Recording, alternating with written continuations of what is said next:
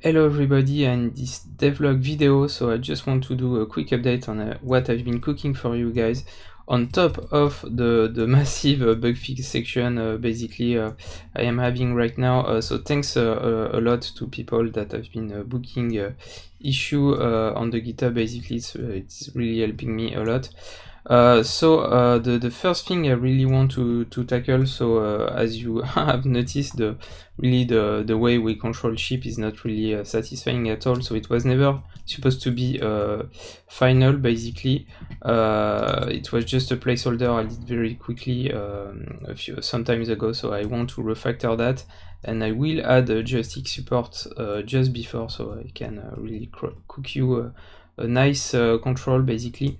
But really on the short term, I am focusing on basically to refactor the way we interact with stuff in the game, because I really do think I have a windows of opportunity as the game is still fresh for you guys.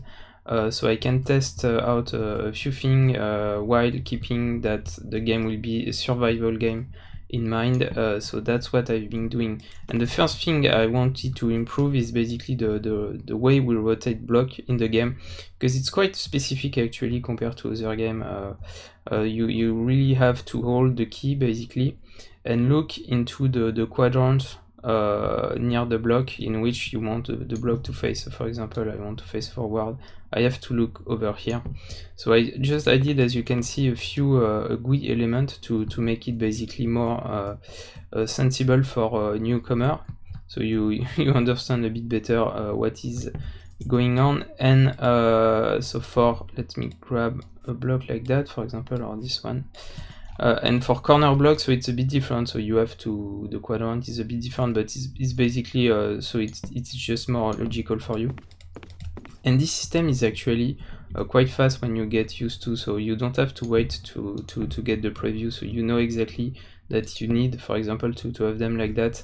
I need to target that side of the block, and if I'm a bit far away and I want to place it to the front, for example, you can do it in 2 times. So you target this block and then you hold and you release on the block facing forward. So, and you can do that quite easily, and I am doing the undo command right now.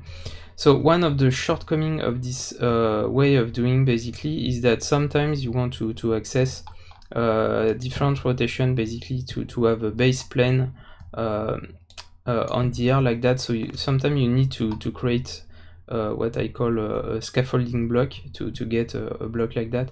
So this was a shortcoming, and I just addressed that actually. So now if you want to do that in the new version, you just need to, while you are previewing the block, just need to scroll the mouse, and then you will get a different plane like that. And if you scroll twice, you get on the other axis. So now you can really put block this way, which was not really possible before. And if you want to, for example, to have it on the other side, you just need to rotate yourself, and then you will be able to place block like that. So it's really one of the shortcomings that have just been addressed. I know it has been a bit painful for a few builders, so now you will basically be able to place the block exactly the way you want. So that's it, guys. So I have a few more change and refactoring I want to do. I want to do a quick action. I want to do a quick action wheel basically, because there is a lot of action and lots of different keys, and it's not really logical. So I want to merge them all under that quick action wheel. And I might also do a delete and paint and link tool to basically do a thing in a more logical way. So if you are interested in giving me feedback before I start actually coding those things, so just go on the forum.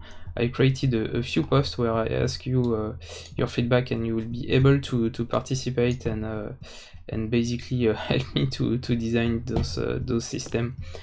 So that's it, guys. The new build will be up very soon.